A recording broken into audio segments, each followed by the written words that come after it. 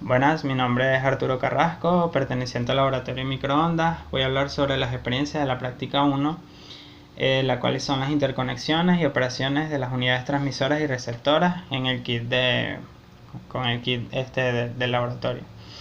Bueno, básicamente esta práctica lo que nos busca enseñar un poco es sobre cómo son las transmisiones de señales a través de, por ejemplo, una empresa que está prestando una transmisión de su canal a una empresa que la está recibiendo.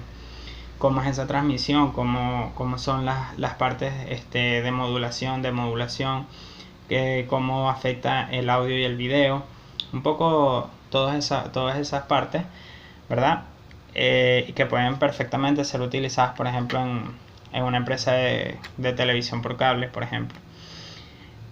Bueno, tenemos acá el proceso de transmisión e información desde las etapas de banda base.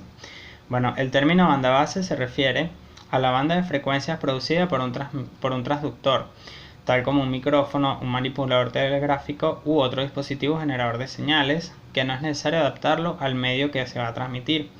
La transmisión en banda base es utilizada por cortas distancias debido a su bajo costo, y el módem no efectúa modulación alguna, es decir, solamente decodifica las señales. Tenemos la frecuencia intermedia, que se denomina a la frecuencia en los aparatos de radio que emplean un principio superheterodino, y este se obtiene de la mezcla de una señal sintonizada en antena con una frecuencia variable generada localmente en el propio aparato mediante un oscilador local y que guarda con ella una diferencia constante. Tenemos la etapa de RF en microondas, y bueno, se describe como microondas a aquellas ondas electromagnéticas cuyas frecuencias van desde los 300 MHz hasta a 300 GHz. Y por ejemplo, las etapas en RF de frecuencia de microondas tienen longitudes de ondas relativamente pequeñas. Por ejemplo, una onda de 100 GHz es aproximadamente de 0.3 centímetros, mientras que una de 100 MHz en banda comercial FM tiene una longitud aproximadamente de 3 metros, y las frecuencias de microondas van de 1 a 60 centímetros, según la energía infrarroja. Propagación en el espacio libre nos dice cómo sería la propagación de una señal en un espacio homogéneo y isotrópico, el cual se puede considerar en infinitas direcciones, y para calcular su pérdida se considera dos antenas isótropas suspendidas en el espacio y en un entorno libre de obstáculos, el cual va a actuar una como antena receptora y una como transmisora, o viceversa. Tenemos la propagación de guías de onda. Esto no es más que un tubo, ¿verdad? Que es como un conductor donde viaja la onda electromagnética, y conforme viaja a lo largo de la guía se refleja desde las paredes. La guía contiene un completo de la señal, por lo que no se pierde señal por radiación, y esto generalmente está compuesto de aluminio, de bronce y de materiales de ese tipo de materiales. Las etapas de recepción de señales de frecuencia de microondas constan de la siguiente.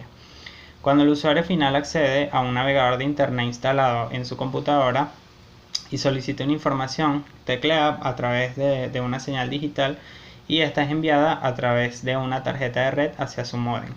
El módem especial convierte la señal digital en formato analógico y la envía por medio de un cable coaxial a la antena. La antena se encarga de radiar en el espacio libre la señal en forma de ondas electromagnéticas. Las ondas electromagnéticas son captadas por la radio base de la empresa que le brinda el servicio, y esa radio envía hacia otra central, medio de un cable, generalmente es de fibra de óptica o de radio de gran capacidad para conexiones punto a punto en banda frecuencia disponible. El nodo central valida el acceso del cliente a la red y realiza acciones como facturación del cliente y monitoreo del desempeño del sistema. Y el nodo central dirige la solicitud hacia el internet, y una vez que localiza la información se envía la señal de regreso a la computadora del cliente. Más o menos es como funciona un poco la parte de la transmisión de frecuencias en microondas. La demodulación FI. El término de modulación engloba un conjunto de técnicas utilizadas para recuperar la información transportadora por una onda portadora, que en un extremo el transmisor fue modulada por dicha información. Así que en cualquier telecomunicación normalmente existe al menos una pareja modulador de modulador y uno en cada extremo de la comunicación. El diseño del demodulador dependerá del tipo de modulación empleado en el extremo del transmisor. En otros países de demodulación y transmisión de señal de TV, la frecuencia intermedia del receptor es de 38.9 MHz.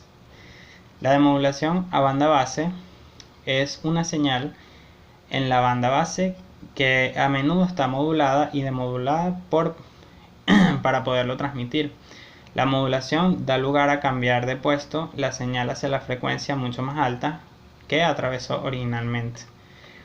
Esos son un poco los conceptos a los cuales teníamos que investigar, más o menos cómo son las transmisiones en propagación de espacio abierto, cómo es un poco las guías de ondas.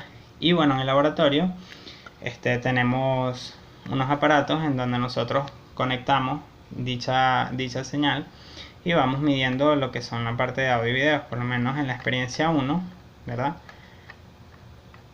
En la experiencia 1 nosotros en la experiencia 1 lo que se quiso fue comprobar cuáles son los pasos necesarios en el caso de una transmisión ideal, es decir, cuáles son los parámetros que se deben cumplir a la hora de una transmisión, bien sea de audio o video. Se mostró cómo alinear las antenas y cómo es necesario para que se cumpla la línea de vista directa, para que se pueda enlazar la señal de la transmisión a la recepción, tomando en cuenta la ganancia de las antenas. También es importante la distancia que debe tener una de la otra, ¿verdad? Para que no exista una atenuación o distorsión de la señal y la misma se pueda transmitir. Esto lo utilizan mucho, por ejemplo, las empresas de telecomunicaciones. Vamos a poner un ejemplo, Inter. Ellas reciben la señal a través de una antena que viene de un telepuerto que transmite el satélite retransmite la señal hacia los satélites que recibimos en la empresa, digámoslo así. Después esa señal pasa por un proceso donde está el receptor, ¿verdad? Que tiene un canal asignado. El receptor te saca una señal de audio y de video. Esta señal a su vez pasa hacia un divisor de video, el cual te saca el video por un lado y el audio por otro. El video va, ¿por qué hace esto? Porque por lo menos en el GEDEN, que yo trabajé de Inter, nosotros tenemos transmisión de señales analógicas y digitales. O sea, nosotros transmitimos en la empresa, se transmite, mejor dicho, televisión digital y televisión analógica, por lo que es necesario transmitir una señal hacia un modulador digital y una señal hacia un modulador analógico. Tiene unos procesos que van intermedio, pero básicamente es algo así. Nosotros tenemos que medir las portadoras, verificar que están en las frecuencias correctas, y bueno, de ahí entonces a través de una serie de procesos se saca una señal hacia el cliente. O sea, en el medio de las telecomunicaciones este tipo de transmisiones se utiliza mucho. Hay casos en donde, como dice en la práctica, se pueden utilizar a través de demoduladores o demoduladores, bien sea el caso. Bueno, la verdad que pudimos observar gráficas de transmisión de audio y cómo sería con distorsión, sin distorsión, y podemos ver que en las gráficas se muestra una señal de video y de audio en las recepciones, y se pudo notar que la imagen es prácticamente la misma, es decir, la señal no se distorsiona, mientras que en las siguientes gráficas no son nada parecidas a las del transmisor, debido a que pudimos visualizar solo el ruido. Es decir, el ruido es sumamente importante en este tipo de transmisiones, por lo que se tiene que atenuar lo más posible ese ruido, que a veces está predispuesto en los equipos.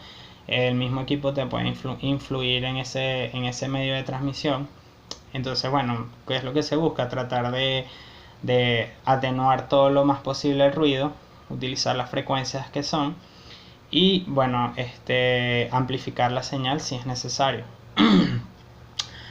Bueno, como conclusión podemos decir que la señal de audio y video fueron transmitidas exitosamente, amplificándose la señal de video y disminuyendo un poco la señal de audio, debido a la pérdida de ambas en el receptor.